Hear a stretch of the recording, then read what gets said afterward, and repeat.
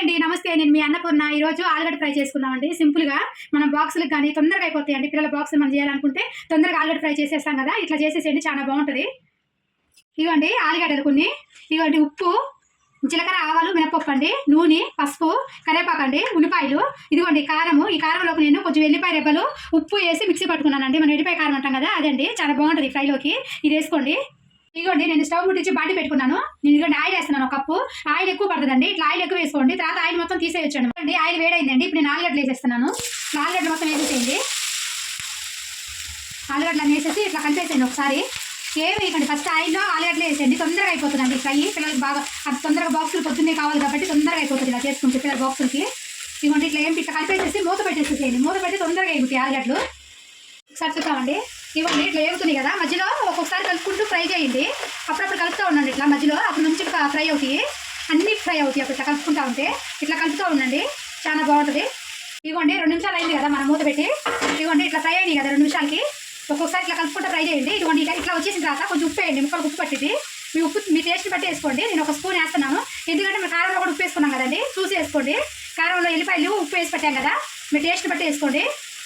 ఇట్లా కలిపేసి మళ్ళీ మూత పెట్టండి, టేస్ట్ బాగుంటుంది. ఇట్లా ఆగనియండి. ఇట్లా వేపేసి మూత పెట్టేసేయండి. ఇవ్వండి ఒకసారి చూద్దాము. ఇవ్వండి ఏగుతున్నాయి కదా, కింద ఇట్లా అతుక్కోకుండా మంచిగా ఏగుతాయండి. ఇట్లా ఏగుతుంటే ఈ ఆయిల్ మొత్తం మనం తీసేసుకోవచ్చు. తర్వాత ఇప్పుడు ఇంకా మూత పెట్టకండి. ఇట్లా ఏగిపోయిన తర్వాత ఇంకా మూత పెట్టొద్దు. మూత లేకుండా కొంచెం వేపుకుందామండి. ఇంకా ఇవ్వండి చాలా వరకు మొత్తం వేగిపోయినాయి కదా, ఈ టైంలో మనము ఇదే నూనెలో జీలకర్ర, ఆవాలు, మినపప్పు వేసేయండి, బాగా ఏగుతాయి. దాంతోపాటు మనం ఉల్లిగడ్డ వేసేసేయండి.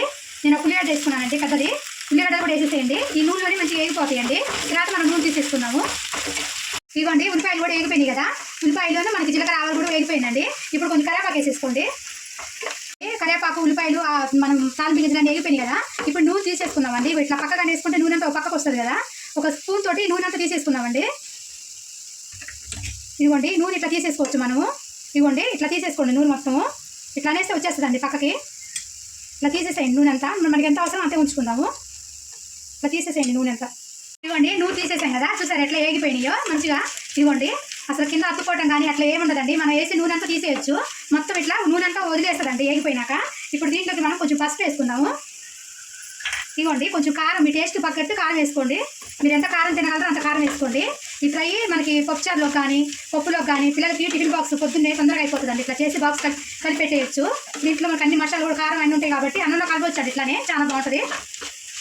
మర్చిపోయానండి, ఒక స్పూన్ ధనియాల పొడి కూడా వేసుకోండి.